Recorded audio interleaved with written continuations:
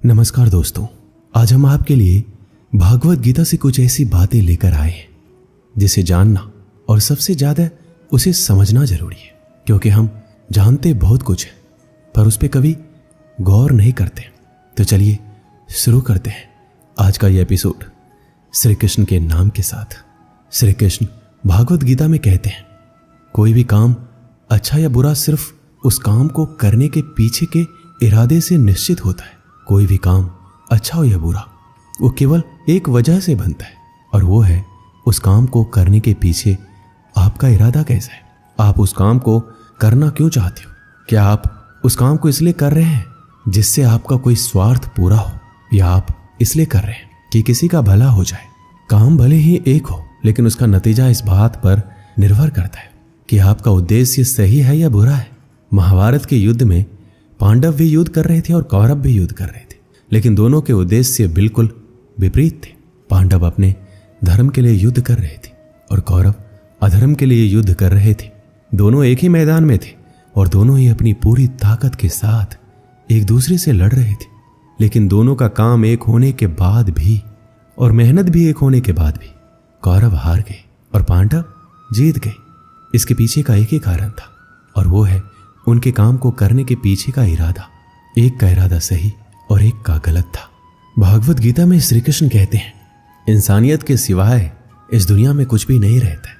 इंसान जब पैदा होता है नंगा आता है, जब वो मरता है ऐसे ही जला दिया जाता है, उसके साथ कुछ भी नहीं जाता। जिंदगी में जो कुछ भी यहाँ आने पर मिला है वो आपको आने से पहले किसी और का था, और जब आप यहाँ से चले जाएंगे तो किसी और का हो जाएगा। जो पैसे आज आपके पास है, जो नाम आज आपके पास है, जिस पोजीशन पर आप आज हैं, उससे पहले उस पोजीशन पे कोई और था। आज भले ही आप हो, लेकिन कल कोई और आपसे वो छीन लेगा। यही सृष्टि का नियम है और यही भागवत गीता की सबसे बड़ी सीख है जो हर एक पृथ्वीवासी को समझनी चाहिए। तो अगर बदलाव इस दुनिया का नियम है, तो ऐसी कौन सी चीज है जो हमेशा रहती है, जो हमारे मरने के बाद भी इस दुनिया में रहेगी? वो चीज है इंसानियत। सबसे पहले एक अच्छा इंसान बनिए, और हर एक मनुष्य उस परमात्मा का अंश है जो हमारे सीधे तार उस परमात्मा से जुड़े हुए हैं। जो हमारी आत्मा कभी गलत नहीं हो सकती, पर हम शरीर के सुखों के लिए गलत कर्मों को करने में लग जाते हैं और उनका नतीजा भी गलत होता है। आज हमारे पास जो कुछ भी है, चाहे हमारा प्यार हो या रिश्ता हो या पैसा या नाम, एक दिन हमसे छिन जाएगा, दूर चला जाएगा। यही सृष्टि का नियम है। जो कल किसी और का था वो आज आपका है, लेकिन जो आज आपका है वो आने वाले दिनों के बाद किसी और का हो जाएगा। श्रीमद् भागवत गीता में श्री कृष्ण कहते हैं, आप जैसा सोचते हो वैसा बन जाते हो। आज आप अपने जीवन में जो कुछ भी हो, केवल और केवल आपकी सोच की वजह से हो।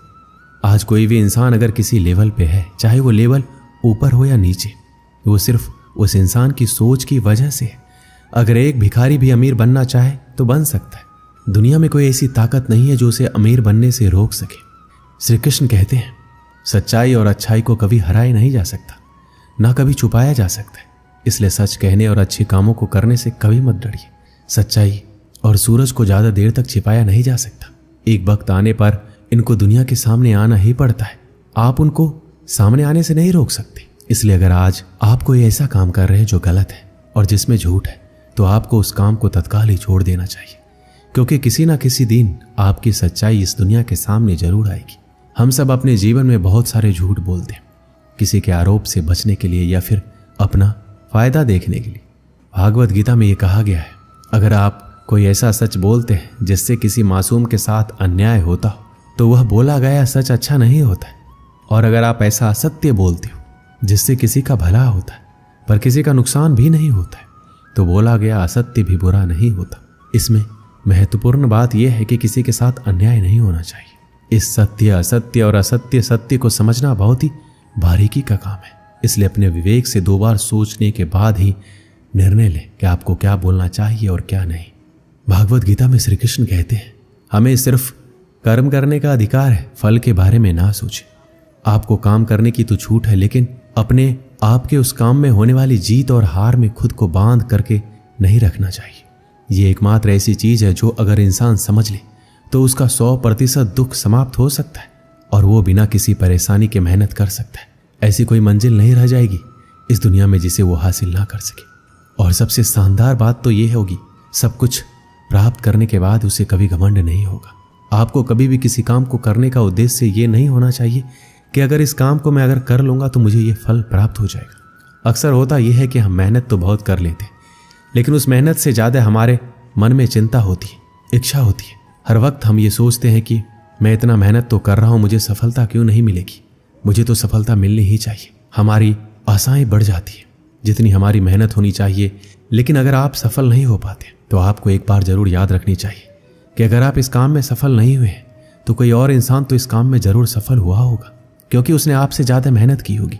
लेकिन वो सफलता उसको ना मिलकर आपको मिल जाती है तो उसके साथ में कहीं ना कहीं अन्याय हो जाता है, क्योंकि उसने आपसे ज़्यादा मेहनत की है और उसके कर्म भी आपसे ज़्यादा संघर्षशील रहे हैं। जिस दिन आपका कर्म ज़्यादा संघर्षशील बन जाएगा उस दिन सफलता आपकी हो जाएगी। श्री कृष्ण कहते हैं, माफ करना महान व्यक्ति की निशानी है। इस दुनिया में सबसे हिम्मत वाले और सबसे ज़्यादा ताकत वाले वो इंसान होते हैं जो माफ करना जानते हैं। एक बार जरा सोच कर देखिए कि भगवान को कौन सी चीज भगवान बनाती है। श्री भागवत गीता में भगवान श्री कृष्ण जी कहते हैं, चाहे वो कितना भी पापी इंसान क्यों ना हो, लेकिन अगर वो अपने बुरे कर्मों को करना छोड़कर अच्छे कर्म करना शुरू कर दे तो उसको वो अपना लेते हैं। यानी कि भगवान इस पूरी सृष्टि के मालिक होकर भी इतने नेक दिल हैं और उनके दिल में सबके लिए जगह है और उनके लिए सब सामान है। माफ करना महान व्यक्ति की निशानी है और माफ वही कर सकता है जो सामने वाले के किसी न किसी नजरिए से बड़ा हो। किसी की गलती होने पर उस पर नाराज होना या उस पर गुस्सा होना बहुत आसान काम है और ये काम कोई भी इंसान कर सकता है, लेकिन हिम्मत वाले इंसान गलती करने वाले इंसान को माफ करके उसको एक और मौका दे सकते हैं। इस दुनिया में जब कोई इंसान कुछ महान कार्य करता है तो बाकी की दुनिया भी ठीक वैसे ही करती है। श्री कृष्ण ने महाभारत में कही थी कि हे अर्जुन, अगर तू लड़ाई नहीं करेगा तो हर कोई तुझे और तेरे वंश को गालियां देगा कि अर्जुन कितना कायर था, लेकिन अगर तू युद्ध करके जीत जाएगा तो इससे आगे आने वाली जो दुनिया होगी उसमें तू एक उदाहरण होगा और उदाहरण ये होगा कि धर्म की अधर्म पर जीत हो सकती है। और अर्जुन, जो तू करेगा उसकी बहुत बड़ाई होगी और तेरी आने वाली पीढ़ियां भी तेरी तरह ही कर्म करेगी। भगवान श्री कृष्ण के वाक्य में एक और गहरा अर्थ छुपा हुआ है और वो है, अगर आप अपने जीवन में किसी ऐसे लेवल पर हो जिस लेवल पर जाना किसी समान इंसान के लिए आसान बात नहीं होती, तो आपको अपने हाई पोजीशन से इस दुनिया में ऐसे उदाहरण प्रस्तुत करने चाहिए जिनसे सब लोगों की भलाई हो और सबको एक ही रास्ता दिखे। श्री कृष्ण भागवत गीता में कहते हैं, इस दुनिया में कुछ भी असंभव नहीं है।